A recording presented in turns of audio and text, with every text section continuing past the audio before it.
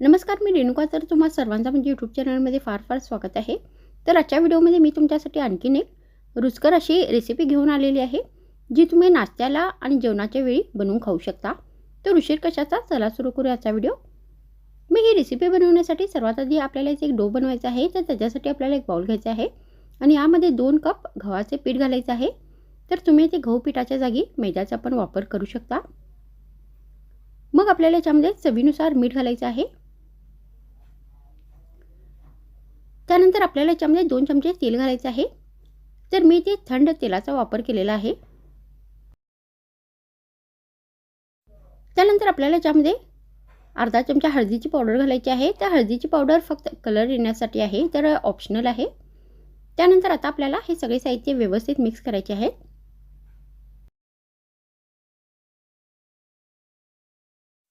आणि या साहित्यामध्ये थोडी थोडी करून पाणी घालायचं आहे आणि हे पीठ आता व्यवस्थित घट्टसर मळून घ्यायचं आहे.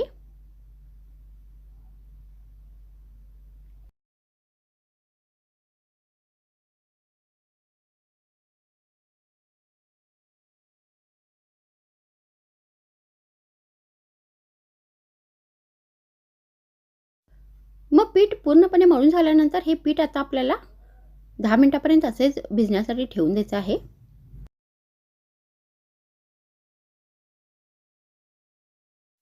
मग पीठ भिजल्यानंतर आता आपल्याला या पिठाचे गोळे बनवायचे आहेत आणि या गोळ्यांच्या आता पुऱ्या लाटून घ्यायच्या आहेत.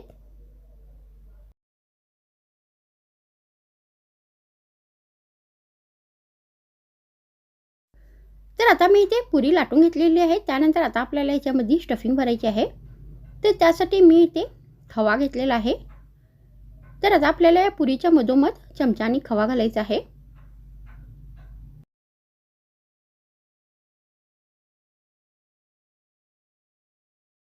मग खवा घातल्यानंतर याच्यावरती आपल्याला चवीनुसार किसलेलं गूळ घालायचं आहे. तर तुम्ही इथे गुळाच्या जागी साखरेचा पण वापर करू शकता. त्यानंतर आता आपल्याला ही जी पुरी आहे ती फोल्ड करून घ्यायची आहे. तर ज्याप्रमाणे आपण मोदक बनवितो त्याप्रमाणे हा आपल्याला गोळा बनवून घ्यायचा आहे.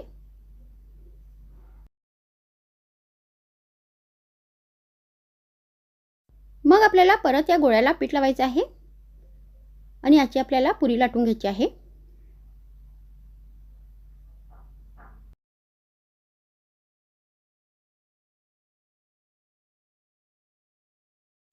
मग पुरी लाटून झाल्यानंतर आता आपल्याला ही रेसिपी फ्राय करायची आहे.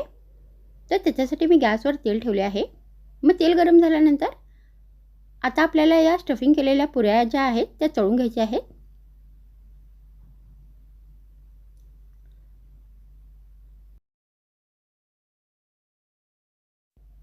रुचकर आणि फारच कमी साहित्यामध्ये बनणारी अशी ही रेसिपी आहे,